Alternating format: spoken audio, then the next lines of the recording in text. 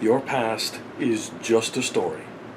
There is no law saying that what you did or experienced several years ago, yesterday, decades ago, must determine your future.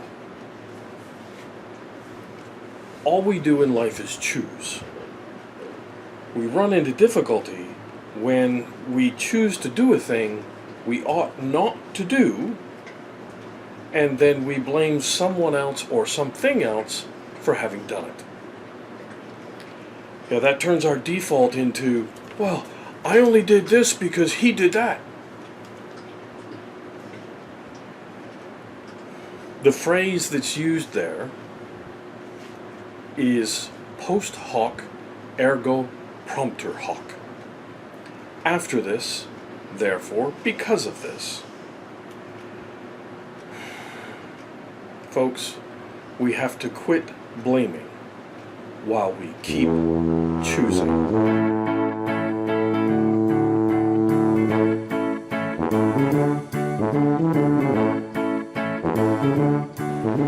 That whole idea, post hoc ergo propter hoc. Yeah, well, I only did this because she did that. When I was married, we had an incident where two of our girls got into a fight. Actually, I shouldn't phrase it that way. We only had two girls and a son. So the two girls got into a fight. And what happened is, the older daughter goes into the bedroom of the younger daughter. Not supposed to do that. She knows she's not supposed to do that, but she did it. First thing wrong. Younger daughter correctly says, "Get out of my room." Okay, not polite, but she, "Get out of my room." "No, I won't go." "Get out of my room." "No, I won't go." Whack! She hit me. So now there's an issue. I called them over, we walk through what happened, we sort out the whole idea that you should not have gone into your sister's room, you should not have hit your sister. And we get there to the lesson. So, to the younger daughter, you hit your sister because she went into your room. Yes? Well, I guess, yeah. And you know that you are not supposed to hit your sister. You're not supposed to beat up on each other. So you did something that you were not allowed to do. Now you both did, okay? You both did. And the question is, why did you hit your sister? And the answer came out on both issues.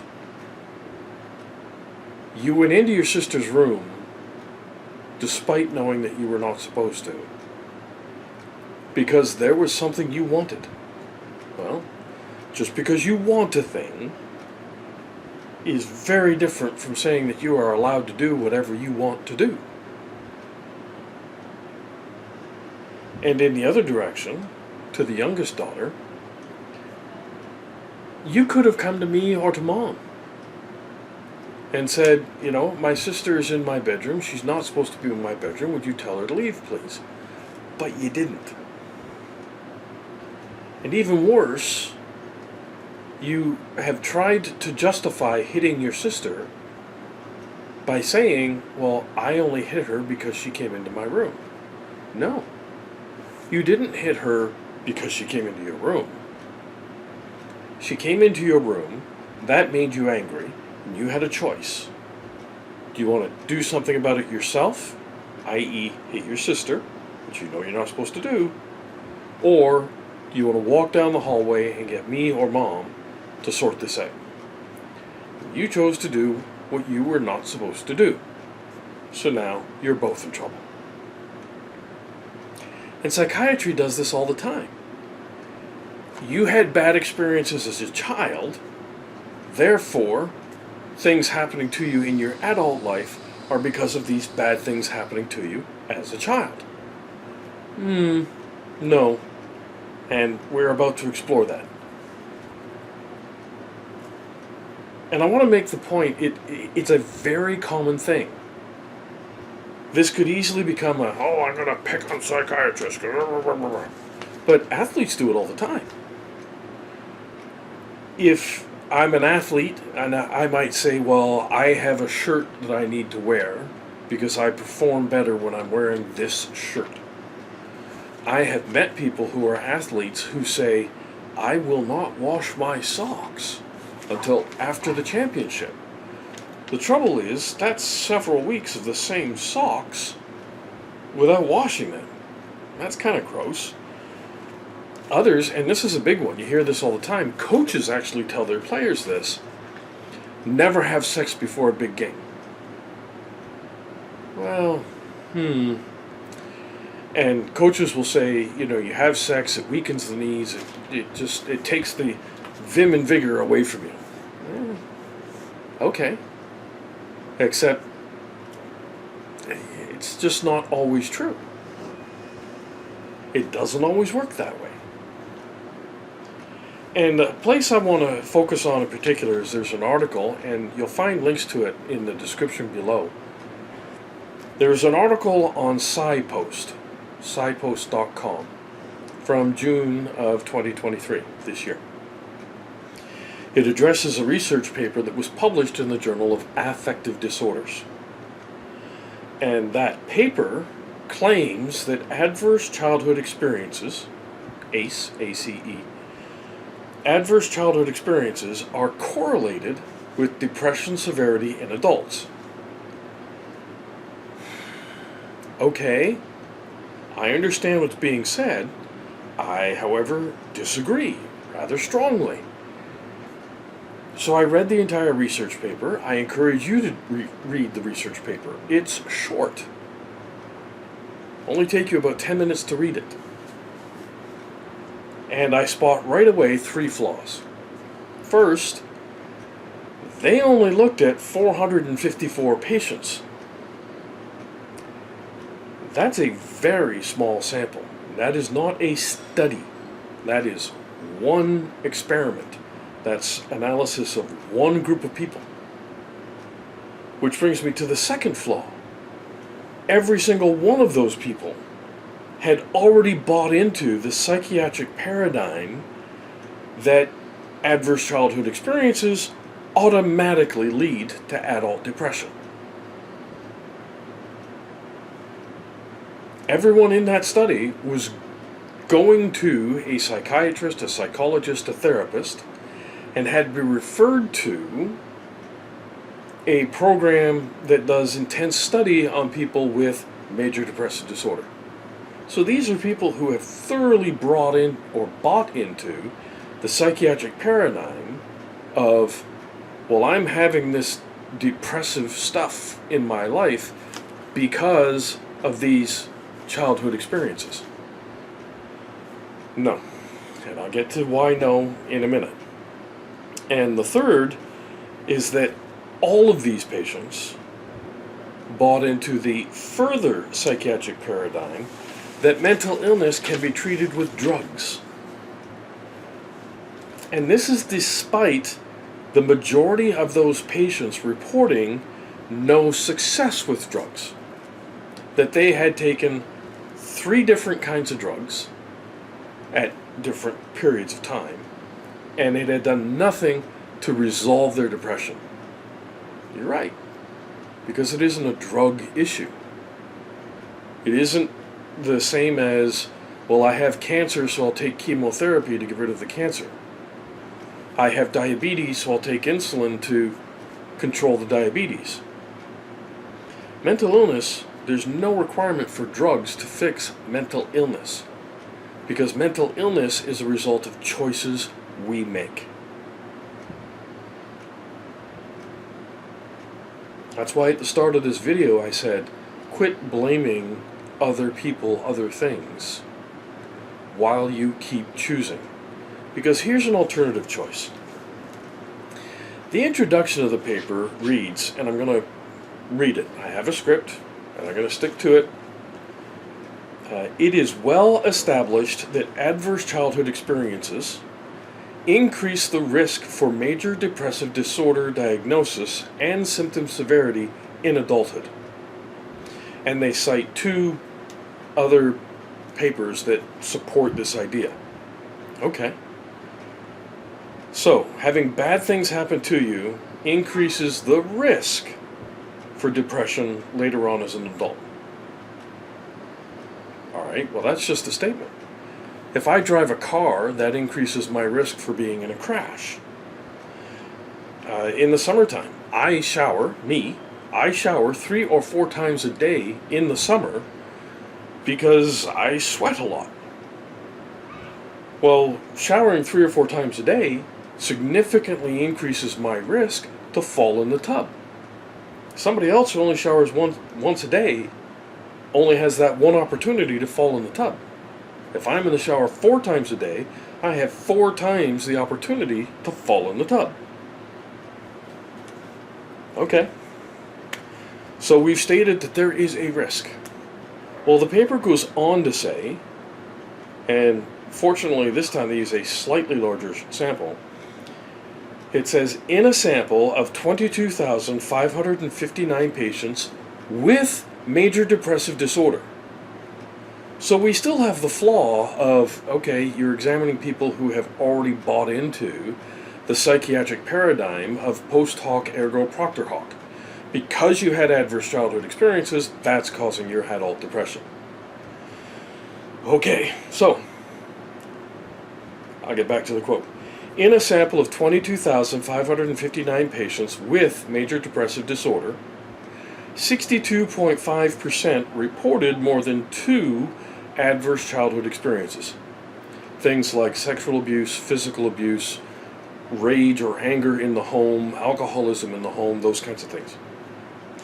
Despite the strong link between adult childhood exposure or adverse let me untwist my tongue. Despite the strong link between adverse childhood experience exposure and major depressive disorder diagnosis, it is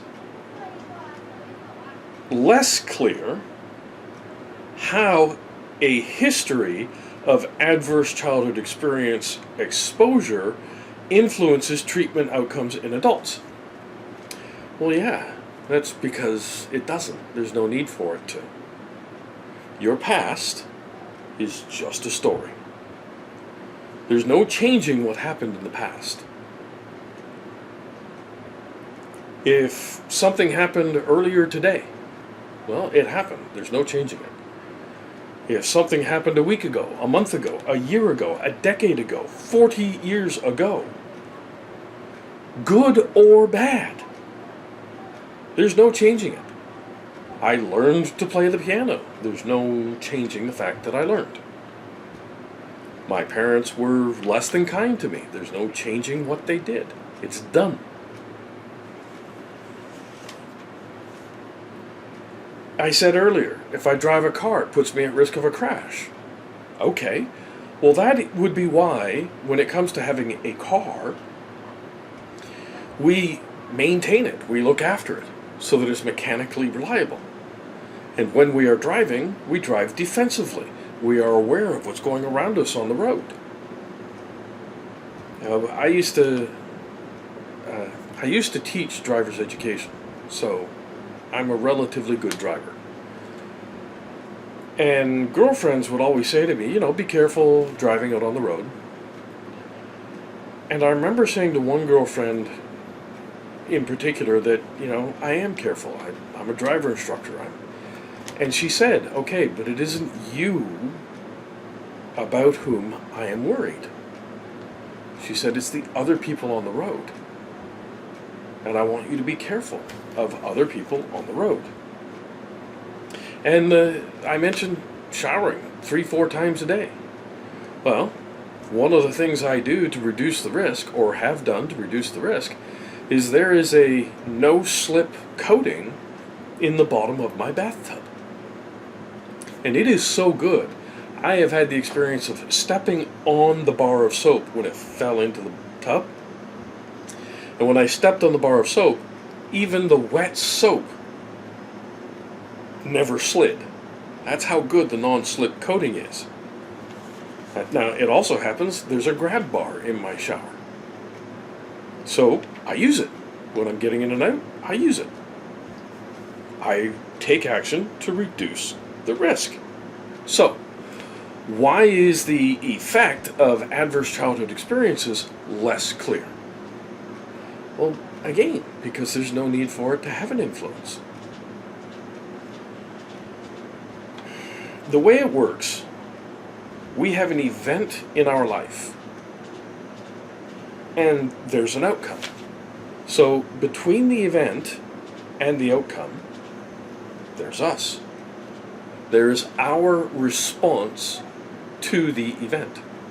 So the event happens, we respond to it, we have an outcome.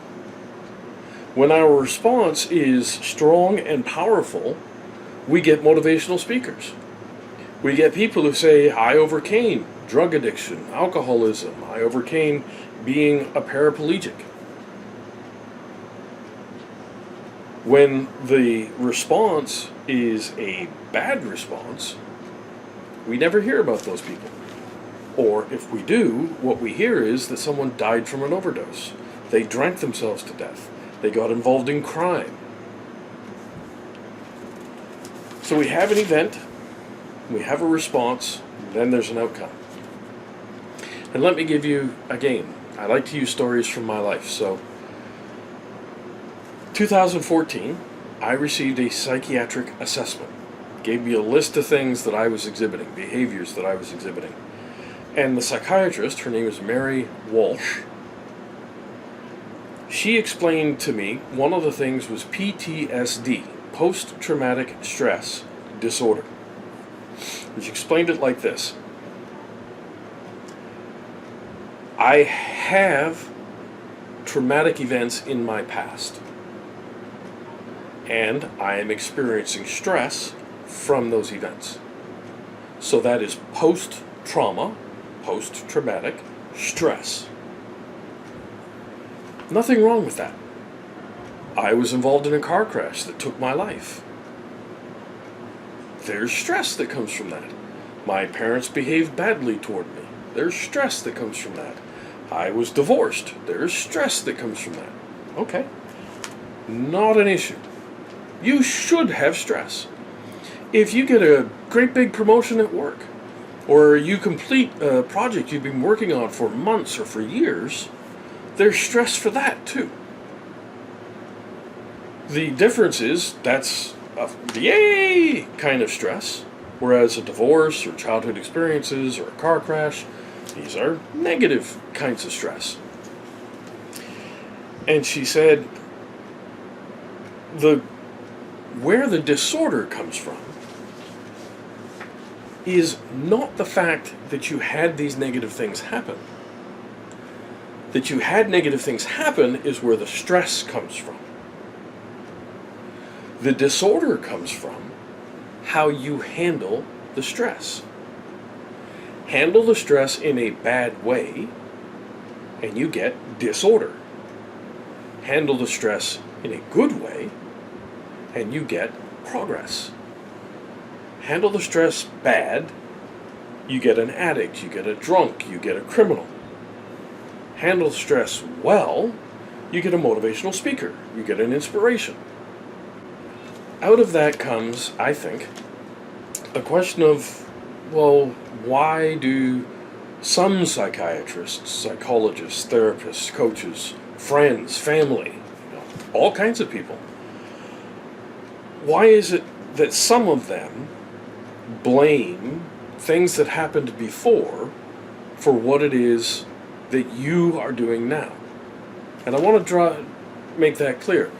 So why is someone else blaming things that happened before for what you are experiencing now? Because that's a different thing from you blaming things that happened before. Okay? And I'm going to cover both, but I want to make clear that there are two different circumstances here. And I think it comes down to two broad reasons. Okay? These are really wide scope reasons. And the first is that blaming the experience is way more socially acceptable than blaming your parents or your siblings or whoever else was involved. Case in point, when I wrote the first book in the Getting Happy series, I knew there was blaming language in there. That I knew that there were places where I was saying, well, I did this because somebody else did that. So I got a friend of mine to edit the manuscript with the specific mission of removing all that blaming language. And when it comes to, well, I had bad childhood experiences, that's why I'm depressed now. Okay, no. For starters, you had bad childhood experiences because your parents made bad choices. And let's understand, it is completely acceptable to say, my parents made bad choices and they bear responsibility for it. Okay, so they take the blame. Whether they ever accept it or not is completely different. But they deserve the blame for that. If your parents beat you or abused you or were angry towards you, whatever it is, they deserve the blame for that. If you are now using those experiences to be depressed, well, you deserve the blame for that choice. You're the one making the choice. You're the one choosing to focus on this stuff that happened before, going, oh, woe is me. This stuff should never have happened. Why did this stuff ever happen? And you see, if you focus on negative stuff, if you focus on the poop side of the PEP and POOP chart, then you are choosing to depress yourself. You are choosing to drag yourself down. And let's be clear, it's really easy to do. And I have another story I'm going to share that shows just how easy it is. But the second reason. So the first one is blaming the experience is way more socially acceptable than blaming the people who did the stuff.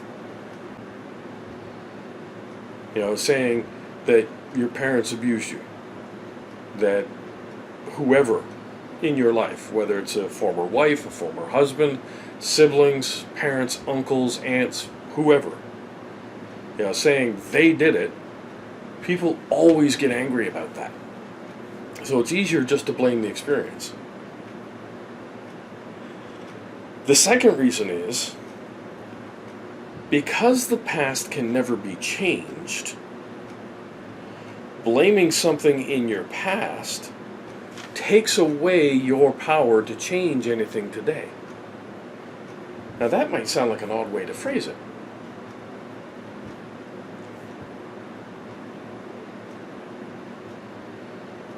When you blame something that happened in the past, you, me, I, am taking away my power to do anything about what's happening today. Those two reasons come together because what we have are some people who want to hold power over us.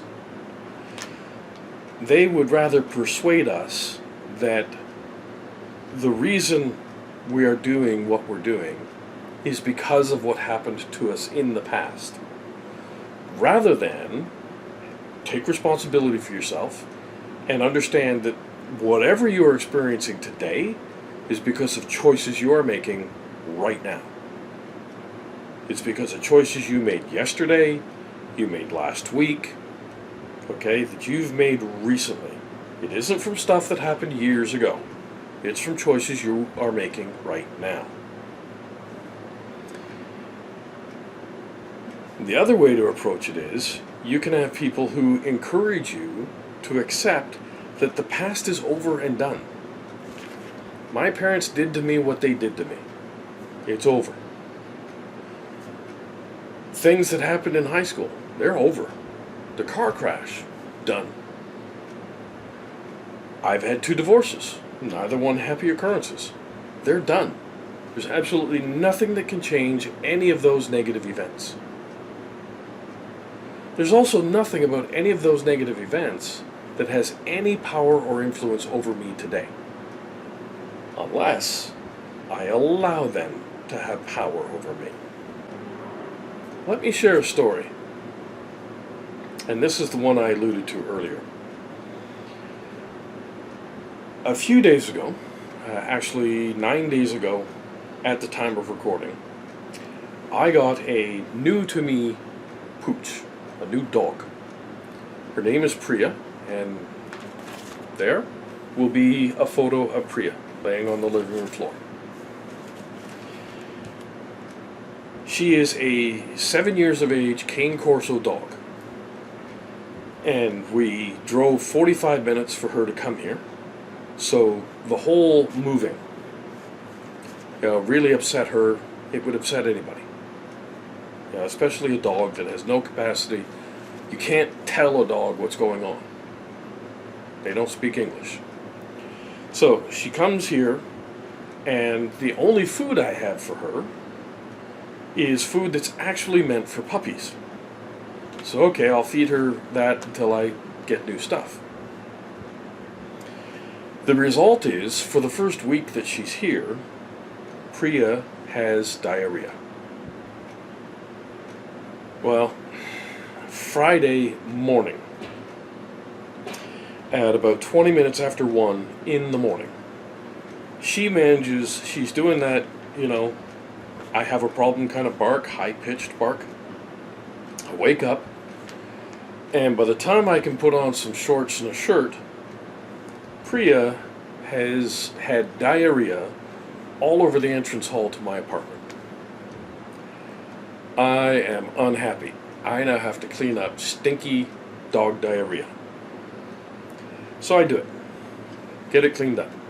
And okay, she's pooped. There's no point in going out. I go back to bed. About 3 hours later, sometime around 4:30, I get woken up again. She's doing the bark thing again. So I get up. This time I get far enough that I get the leash on her, and she has another accident in the exact same area of the apartment. This time it's actually bad enough that I don't mean to paint a nasty picture, but it was a nasty picture, okay? Because it splattered up on the closet doors. So really, really uncool at this point. So okay, get that cleaned up. All right. Lay down for a little bit, and maybe an hour later, hour and a half, I get up, I get dressed, put a leash on her, and say, okay, let's go outside. And as we go out the door and get on the elevator, yes, she has her third accident. 3 times in just a matter of a few hours. I end up having to clean up dog diarrhea. And the third time, it's in an elevator. Now, fortunately for me, no one else ended up in that elevator. I came back in the apartment, I got the leash off her, filled a bucket with water, grabbed a mop, and went out. Hit the call button. First elevator that comes is a different elevator. So I reach in, I push a bunch of buttons to send it up, occupy it for a little bit, hit the call button again.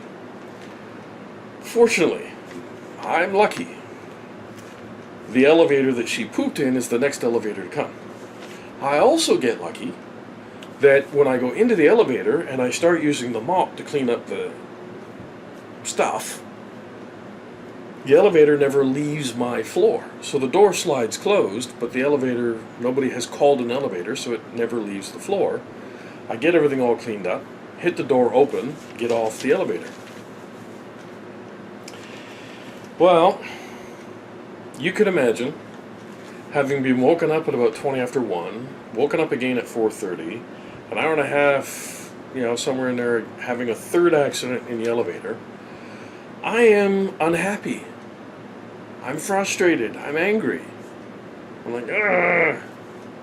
I'm actually starting to think, I don't know that I want this dog. Well, a psychiatrist is going to say, oh, that's because you had bad experiences when you were a child. That's because you had a bad experience with 2 divorces. No. That's because I got woken up at 20 after 1 and presented with dog poop. I got woken up at 4:30 in the morning and got presented with dog poop. I got in the elevator with my dog and she pooped in the elevator. That's going to frustrate anybody. The difference is that in the process of being angry and upset, and I remember looking at Priya, and I said out loud, I'm not sure I want you around here anymore. Now, of course, the dog doesn't speak English, but I heard myself say that and went, whoa, that is so not true, and that is so not where I want to be. So I kept talking to myself. I realized, hey, Conrad, you are choosing the poop side of stuff. You're choosing to complain. You're choosing to blame the dog. You're choosing, How about you recognize maybe you should have done something about the puppy chow before now? How about, you knew the dog was having diarrhea. Maybe it would have been better to have the leash on hand, to have taken her out for an extra walk before going to bed. Lots of things that I could have done differently. And so I focused on PEP rather than poop. I focused on, okay, let's be honest. This happened, and it's done. Nothing can change what is done. It's done. And that's honesty. And how about we take a look at some of the things that I could have done differently? That's accountability. How about I'm grateful for the fact that I have a mop and bucket so I can clean this stuff up, and I have a shower with a detachable shower head so it helps me rinse out the mop and clean out all that dog diarrhea. That is the difference between a psychiatrist and a mentor. The mentor is going to eliminate the effect of adverse childhood experiences by telling you that your past is just a story. The fact that the dog pooped all over the place 3 times, that's just a story. There is no law saying that it has to dictate how I behave. There's nothing saying that I have to get angry at the dog. Maybe even hit the dog. No. No, absolutely no. Because that is not where I want to be. There is no law saying that what you experienced an hour ago has to dictate what you do right now, or tomorrow, or 30 years from now. There's no law saying that what happened to me when I was a kid has to dictate what I'm doing today. Now, we let it,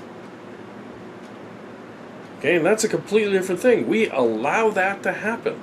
We allow people who are in a position of authority to say to us, well, I know that because you had adverse childhood experiences, that's why you're being depressed now. Instead of stopping and saying, I'm sorry, what is it that happened? Oh, your dog had diarrhea 3 times and you're upset?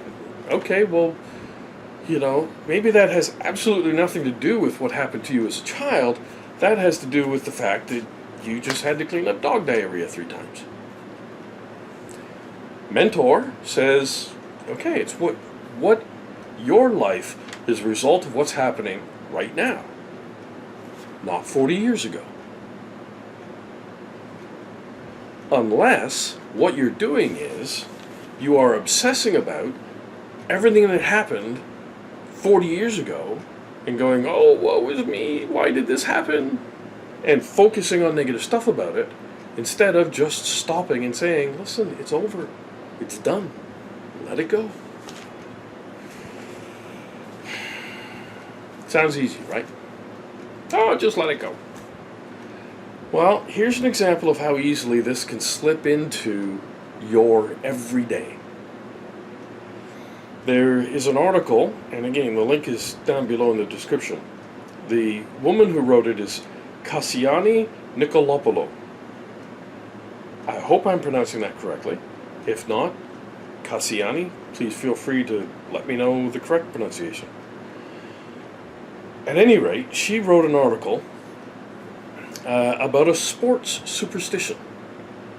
And what she wrote about is you are at home watching a sporting event, and every time you get up and go to the kitchen, the opposing team scores a point.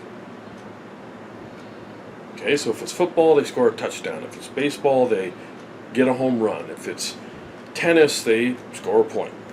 Okay? And she writes that despite knowing that a causal relationship between your behavior, going out to the kitchen, and the outcome of the game is impossible, you can't help but feel responsible. For the next game, you decide to stay put and avoid going to the kitchen. Well, notice that phrase. You can't help but feel responsible. Oh, yes, you can. There's no reason for you to feel responsible. You know that you are not responsible. You know it's impossible for you going to the kitchen to be having any effect on that sporting event.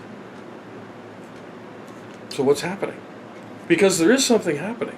There is a reason why you feel that way. There's a reason why I feel that way. Anybody feels that way. And it has to do with the 5 needs. One of which is belonging. And what you're feeling is a very powerful desire to belong, to be part of that sporting event. You're at home. And you'd rather be there. You'd rather be in the stadium, watching it, part of it. Maybe you'd love to be on the team. You'd like to be playing football or playing baseball or be a professional golfer, whatever the sporting event is. And that desire to belong is so strong that occasionally we twist it. And we say, oh, what I'm doing at home is influencing the game. That makes me feel that I'm part of the game, that I am influencing the outcome. Far better because I'll use myself as an example. I live alone. Well, I have Priya now, but I live alone. So if I'm watching a sporting event, and I feel, I really want to be part of something, I have the option, there's a bar right across the street from me. I don't drink, but I could walk across to the bar and join in with everybody else watching the game, say hello to some people, talk to them about, the players that I like, the things that I like. Even someone who supports the opposite team or the opposing team. I could talk to them and say, good-naturedly argue back and forth about why their team sucks, why my team is better. They'll tell me that my team sucks and their team is better. The reason that we do it, the reason we come up with this idea that, my going to the kitchen is causing my team to lose points in some way, to be scored against, is because we want to belong. And when we understand that, it allows us to then experience the event, choose a much better response, so that we get a better outcome. Now I want to wrap this up with one more story about this idea of, I only did this because you did that. Post hoc, ergo propter hoc. And it has to do with the whole idea of children and vaccinations. And it's from an article on thoughtco.com. Again, it's linked down below. In the article, it's about autism, and the article says, the time that children are vaccinated and the time they are diagnosed do closely correlate, however, leading upset parents to assign blame to the immunizations for lack of a better explanation. And it's that phrase, lack of a better explanation. That's where I take issue. Because there is a better explanation. It's a very easy explanation. Children receive vaccines up until about 18 months of age. somewhere around 18, 20 months, a child should have all of their vaccinations. Children start speaking somewhere around 12 to 18 months. But I'll tell you what, having had children in my life, even as teenagers, it can be hard to get them to say what they want, to articulate. When it's a child who has no language skills, it is far easier to just let them go, ah, ah, ah. And then you say, do you want a cookie? Ah, ah. And you hand them a cookie. Instead of saying, say cookie, and I will give you a cookie. It's lazy parenting. They are more concerned with their convenience, with just getting the kid to shut up, than they are with the welfare of their child. They allow their child to just point and grunt instead of forcing the child to use their words. In fact, just think about that phrase, use your words. We use it as an insult. When somebody gets really upset and we go, oh, use your words. Oh, use your words. Be a good boy. Use your words. We use it as an insult. And we have parents, we have always had parents, it's just they happen to be a little bit more common now, who favor their convenience over the responsibility of being a parent. There is a window for your child to learn language, to develop language skills, the ability to speak. And that window closes at around 18 to 20 months. And once it's closed, the work necessary to then teach that child language skills is exponentially greater than had you simply done it when the child was learning language in the first place.